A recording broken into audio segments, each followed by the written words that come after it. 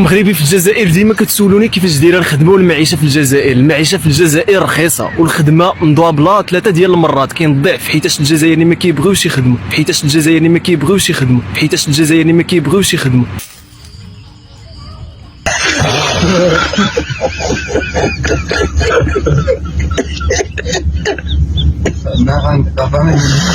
جيو تخدموا وتستمتعوا بهذه الاجواء الجميله.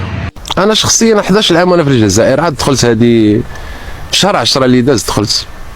الا جيت نهضر لك على المقارنه، لا مجال للمقارنه ما بين الصانع المغربي في المغرب والصانع المغربي في الجزائر، مع العلم على ديك الحساسات السياسيه اللي كاينه ما بين البلدين. حنا راه كنا تما، انا شخصيا كنت خدام تما بحال اللي خدام طبيب، قسما بالله خدام 11 عام وانا تمايا، معزز مكرم وخدام بقيمتي وبقدري، لا في الحي ولا في مع الناس مع لي كليون. تنخدموا بالثمن تما، تنخدموا بالمتر، ما كاينش الخدمه تجورني.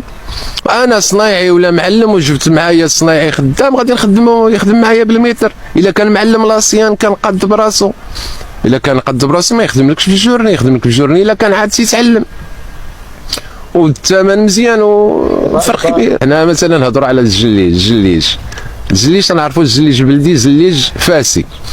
راه الرباطي اللي ولد العاصمه ما تيقدش يقول ان داك الزليج رباطي، لانه معروف انه زليج ديال فاس، مسمي الزليج البلدي ديال فاس، فما بالك بانسان يعني خارج المغرب.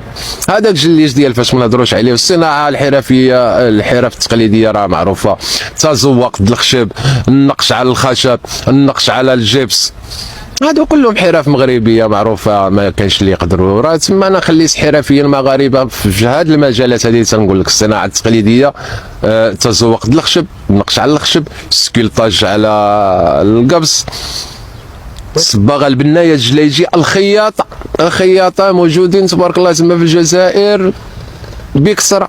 نولي للجزائر ماشي زعما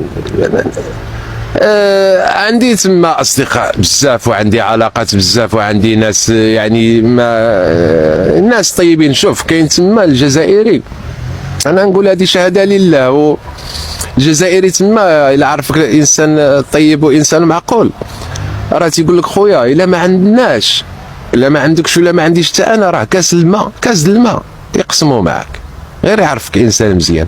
ما تنقولوش ان الناس كاملين، راك عارف الانسان راه طوب وحجر بصفه عامه فين ما مشيتي، المليح على غير تما في الصانع الحرفي والمغربي تما في الجزائر، غير تكون معقول يقدروك ويكرموك ويديروك فوق راسهم. هذه شهاده لله. ايوا نطلبوا من الله الخير وصافي. والله واحد الرساله للاخوان ديال الجزائر، الله يجعل سيدي ربي يعمل سواد الخير ويهدينا جميعا وراه ما شي ما احسن من شي. رحنا بحال رحنا بغينا ولا كرهنا، رحنا شعب واحد وجينات وحده، غير كاين واحد الفرق في الانظمه. الله يهديهم وهذا الشيء هذا تنشوف ان المغرب الحمد لله ما ظالم حد، سياسته الخارجيه مزيانه.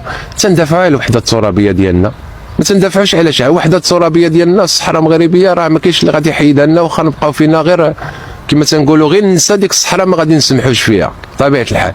وبالنسبه لاخوان الجزائر انا ما ننتقد لهمش السياسه الداخليه ديالهم، هذاك شغلهم، هذاك اهل مكه ادرى بشعابها، ولكن السياسه الخارجيه من حقي ننتقدهم، لان السياسه الخارجيه ديال النظام ديالهم تيحارب لي بلادي وتيباغي يفرق لي بلادي وباغي يقسم لي بلادي، ما يمكنش.